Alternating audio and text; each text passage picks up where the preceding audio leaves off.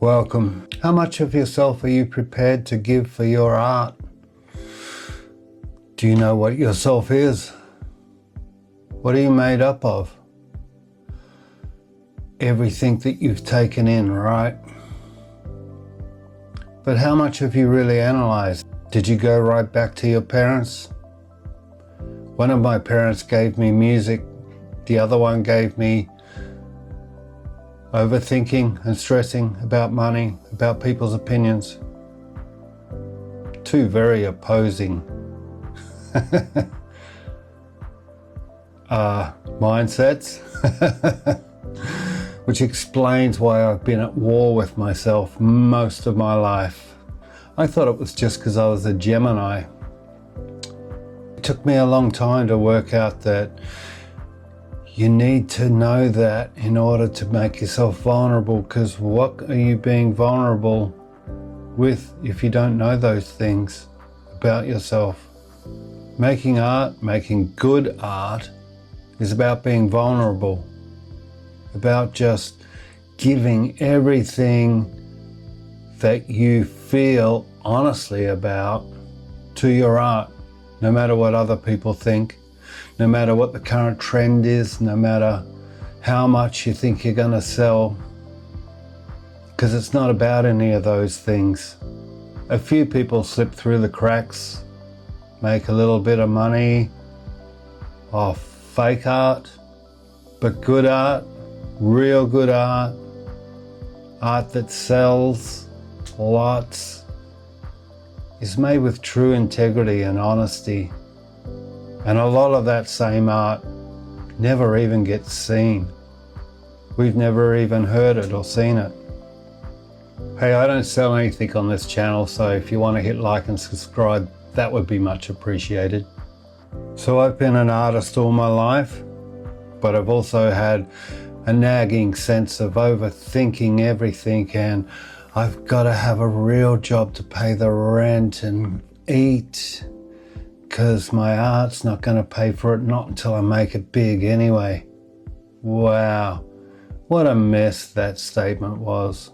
So many conflicts in there. It's good to reach this point and still be able to laugh about it. I had it pointed out to me once that a very dear friend of mine didn't want me to get successful. And I was like, how could you say that? That was everything that I wanted. She just looked at me and she didn't have to say anything. Yeah, she was right. I would have been dead within a year if I had got money and fame. They are the false idols, right? That's not why we make art. I'm sure it's nice for some people, but those very same people are still carrying the same stuff forward. So filling a hole with money and fame, adoration. You had that hole before you started and you couldn't fill it. And I'm sure for a while money and fame are distractions, but the hole's still there.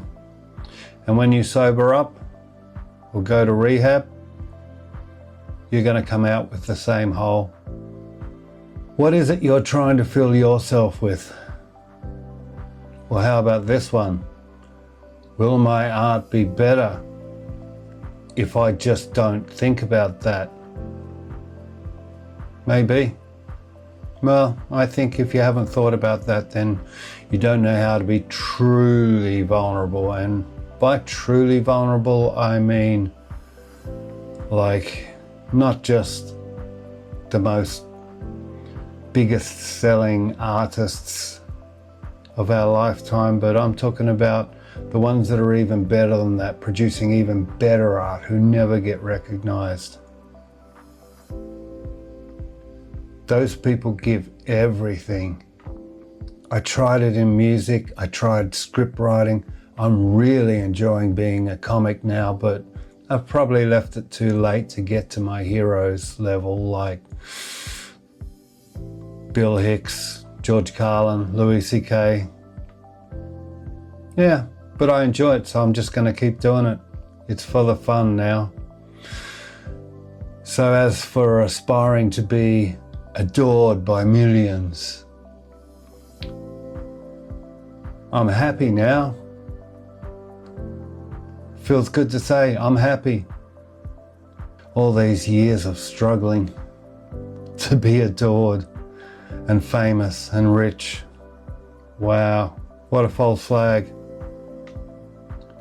But of course, that's something that a failure would say, right? Because only a very small percentage ever actually reach that level, and an even smaller percentage of that are happy when they get there, because they were happy before they went on the journey. So now that I'm happy and I'm doing art that I enjoy for myself, for fun, what's left? What's left, you ask? I think the next step on the spiritual journey is ego death.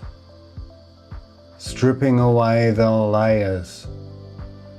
The little chemistry experiment that I began as half mother, half father, into teenage years, where those two warring factions, not my parents, inside me, my brain, tried to soothe itself with substances. And then I woke up and I was 50. Well, that's not good.